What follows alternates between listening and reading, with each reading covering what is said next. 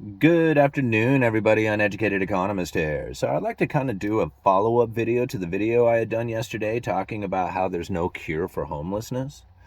And a lot of people are in disagreement with that. A lot of people are saying that it's a political thing and it's the people that you have voted for, and that's the reason why we have such a crazy homeless crisis going on in Portland.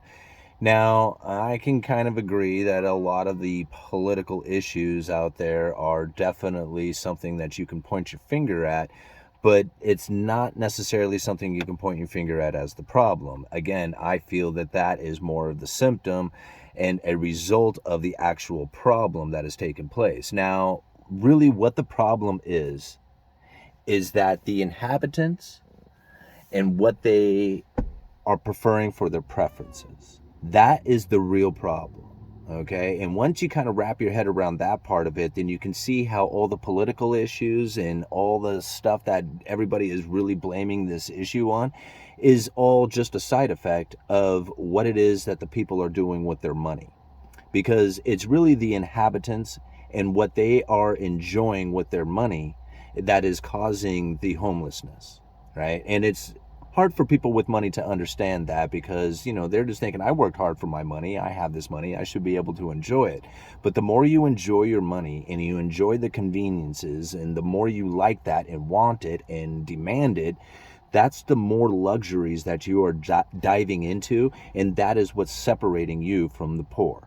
And that is the reason why the poor are now suffering, is because those who have keep diving into ever increasing amounts of luxuries. And that's very difficult for people to wrap their heads around. They want to blame it on somebody else. They want to blame it on a politician.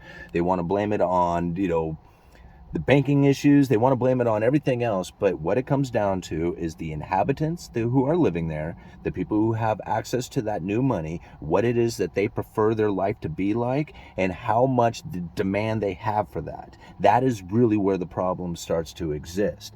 And if you can understand it in that fashion, then everything becomes very much clear.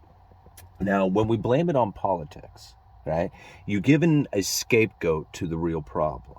Right? You're saying, oh, it's this person that we had voted for, and now look what they have done. I mean, take, for example, the article I leave down in the description. Here in the state of Oregon, they are taking, I don't even know how much, hundreds of millions of dollars to deal with the homeless crisis.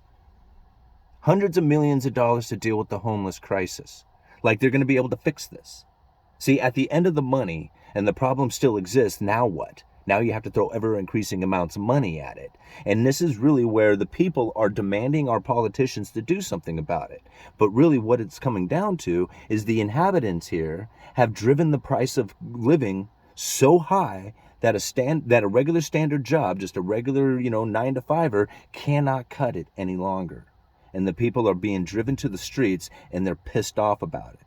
So what are you going to do?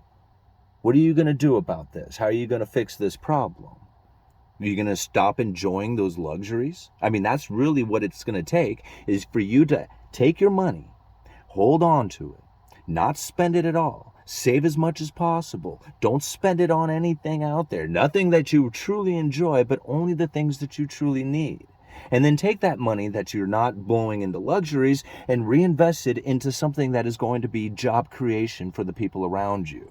That's really what it takes. See, people ask me all the time, it was just like, well, how come in this particular area you don't see the homeless like you do up in that particular area? It's because the inhabitants in that particular area are working hard for their money. They're saving it. They're reinvesting it. They have a political mindset that says, here, I want these particular politicians in office. Right? And this is the condition of life that I'm going to create for it.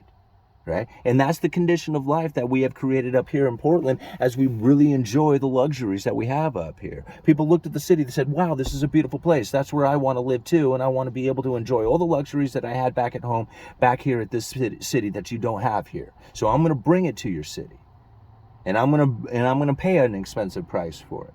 And now as more people start to do this, it drives out the inhabitants. Those working class jobs, they're no longer fulfilling the task. And you see, this is how it really ends up going down. It's not the politicians. The politicians are the results, right? It's the inhabitants themselves and the decisions that they are making. right? And when people say, oh, it's the people you're voting for, who you are blaming is the wrong people. You should be blaming the inhabitants themselves. That's the reason, right? The politicians are just simply the results of that. Same thing with everything else that is out there. Everything is the results of the actions that we are doing as individuals, you know? Here's what it comes down to, is that people have expectations, right? They have expectations and they feel that they have entitlements. And with expectations and entitlements, you end up being very disappointed with your environment. Those who have gotten rid of expectations and gotten rid of entitlements, those are the people who have no issues with, the problems that they face out there, because they have no expectation, right? They create the world that they want to see. And this is the difference that people have. Some people have already created the world, and now they take the world and they want to recreate it in a new environment. They say, hey, this new environment doesn't quite exist the same that I wanted it to. So here, I'm going to try and force it upon you. And then when you force it upon people, everybody else starts saying, hey, man, this doesn't suit me anymore, right? This isn't what I was expecting. This isn't how I was conditioned. And now, next thing you know, you have people who are quite upset with their environment. And they're wondering why. They say it's the person you voted for. No, it's not. It's not the person you voted for. It's the condition in which that you have created your life. Right? See, I look out here and I see the problem. Right? I see the homelessness. I see how much it runs rampant. All these people want to come up with like solutions. They come up with hundreds of millions of dollars to deal with this problem. And I'm saying, okay, so you're going to deal with this problem for how long? How long are you going to throw hundreds of millions of dollars at this problem? Because what you're doing is you're throwing it at the symptom, right? And not the real problem. There's the problem that exists. They're out on the streets and they're ugly and they defecate all over the place and you don't want to look at them anymore. And I understand that you have a bunch of money because you're an inhabitant in the Pacific Northwest. And I don't know how it is that this became a ritzy area, but that's what happened. And now they want to take their money and they want to shove these people off into houses. And then they wonder where it is that all the workers are going to go. See? To me, it just makes so much more sense when you just think about it from the decisions that we are making as individuals. Right? I see it every day. My little town here used to have dive bars everywhere, right? It was all full of little dive bars. Most of them were that way, right? Now, they're all full of these trendy little places that everybody wants to go to, right? And then people come down from the Portland area to visit. That's not the way this town used to be. This is new. This is what the inhabitants here now want, right? They want these, trendy little places and, fancy things going on. It's not the way this town used to be, right? It's changed. It's evolved into that. You think about it. What would a town be like when it had nothing but loggers and fishermen in it? This was a rough town. It was tough, right? Now it's not. It's not that way at all. It is, and things change, and you can see it by the people who have moved there. So don't blame the politicians. The politicians are the results, right? That's the results of the problem. The real problem comes from the inhabitants themselves and the decisions that they are making, and their wants.